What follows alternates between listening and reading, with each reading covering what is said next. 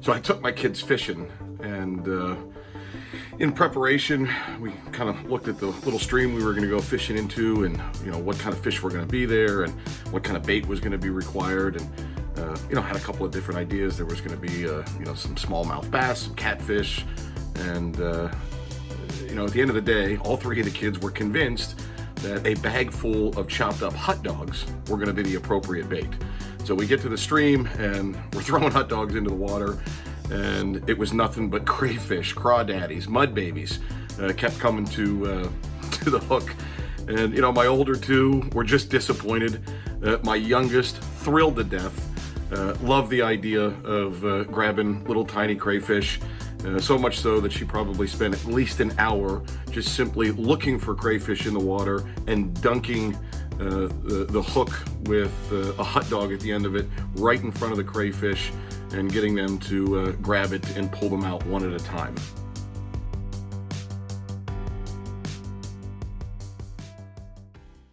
So when you sit down and you build your prospecting plan, I think there's a couple of things that we really have to be thinking about. One is, where am I going to prospect to? And so not only by my general location, but by general industry, vertical marketplaces, types of companies, whether it be by size or revenue or employee base or any other criteria that makes sense for you.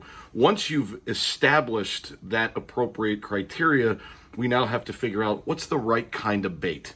And I think a lot of times salespeople think that the right type of bait is the features and benefits, what it is that we bring to the table, what our value proposition is, where we think people should be buying from us. And the reality is we've got to really understand the right type of bait, what's going to get the right prospect on the right hook at the right time. And so I think what we really need to be focused on is how do we observe what's going on in the environment around our prospects. So what are the challenges our prospects are facing? What are some of the growth opportunities that might exist for them?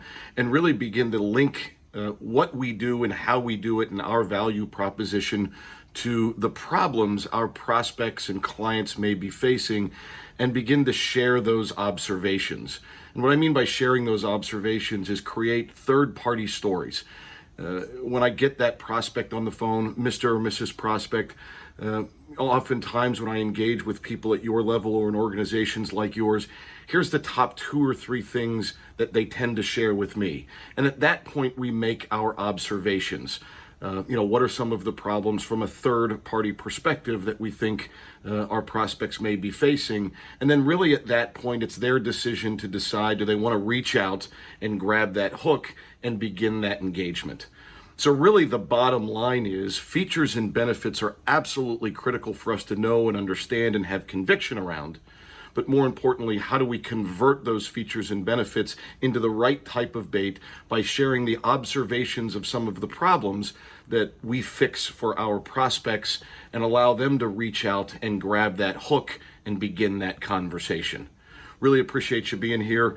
And as always, good selling, good prospecting. My name is Sean Coyle, Sandler Training by Peak Performance Management.